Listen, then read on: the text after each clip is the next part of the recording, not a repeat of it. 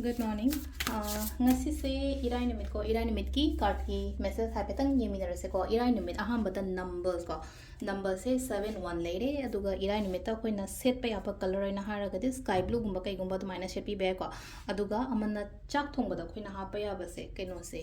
ꯑꯩꯈꯣꯏꯒꯤ ꯘꯤꯁꯦ ꯈꯤꯇꯪ ꯍꯥꯞꯄꯤꯕ ꯃꯃꯤꯡꯒꯤ ꯑꯣꯏꯅ ꯗ꯭ꯔꯣꯞꯁ ꯑꯃ ꯈꯛꯇꯪ ꯑꯣꯏꯔꯣ ꯆꯥꯃꯁ ꯇꯪꯈꯥꯏꯒꯤ ꯇꯪꯈꯥꯏ ꯑꯣꯏꯔꯣꯀꯣ ꯑꯗꯨꯃꯥꯏꯅ ꯇꯧꯔꯒ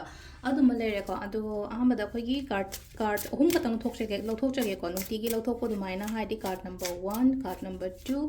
ꯑꯗꯨꯒ ꯀꯥꯔꯠ ꯅꯝꯕꯔ 3 ꯀꯣ ꯑꯗꯨꯒꯤ ꯃꯇꯨꯡ ꯏꯟꯅ ꯈꯜꯂꯁꯦꯀꯣ ꯑꯩ ꯅꯝꯕꯔ 1 ꯈꯟꯁꯤꯔꯥ ꯅꯝꯕꯔ 2 ꯈꯟꯁꯤꯔꯥ ꯅꯠꯇ꯭ꯔꯒ ꯅꯝꯕꯔ 3 ꯈꯟꯁꯤꯔꯥꯀꯣ ꯑꯗꯨꯃꯥꯏꯅ ꯇꯧꯔꯒ ꯈꯟꯃꯤꯟꯅꯔꯁꯦꯀꯣ ꯑꯗꯣ ꯁꯤꯗ ꯂꯩꯔꯦꯀꯣ card number 1 se ko card number 2 se da leire card number 3 se da leire ko ado sidagi amma khala se number 1 number 2 and number 3 se ko number 1 khan banga yenga se ko hadi kari message la ke haba do ngase gi oina sida lei se ko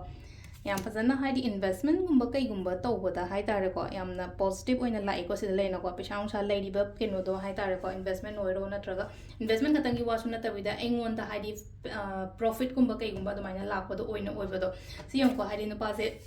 fazana loishalaga phamaga pesa pairaga ga lei se maka adu do na hadi yamna positive oiba image ma lai ko sila ko positive oiba image na haraga something new financial growth gumba kai gumba do mai taraga lakpa na piri ko number 2 ko number 2 khan bangai gi oina hairaga di ko sila lai se keno tawe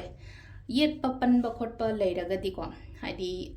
ayet apan do loishanaraga aigi favor da lakpa gumba oina oi ko aina chummaga di dudi hadi aina kemta lande ai do kemta shoi de ko te haraga di definitely aigi favor da lakani ado aina sai la le di khanga sum hadi fight tawna ba kang bu sum yawe na ko ado kai gumba la laga di sai gi achumba mi do na dum keno to gi ba oina oi da kai da kai no mingonda hai tar engon da phab dum lakani ko sena ko gi number 2 khan bangai gi le ko number 3 ko number 3 gi se sila ai se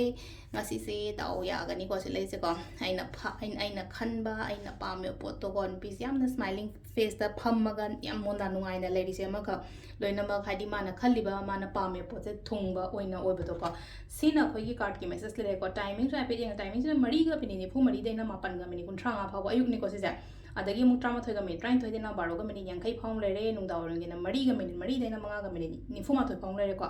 aduga amana nungdang gi na nipan ga mini kun tere deina mapan ga mini ni phu mapan phong le re ko aduga nungdang atheng ba gi na trama thoy ga mini train thoy degi na pung ahum ga minute kun phong le ko sisna khoi gi ngasi gi oina afaba timing ko ado sida le re khoi gi daily card message ko irai numit ki ko ado makhata videos mu ko nei minarase thank you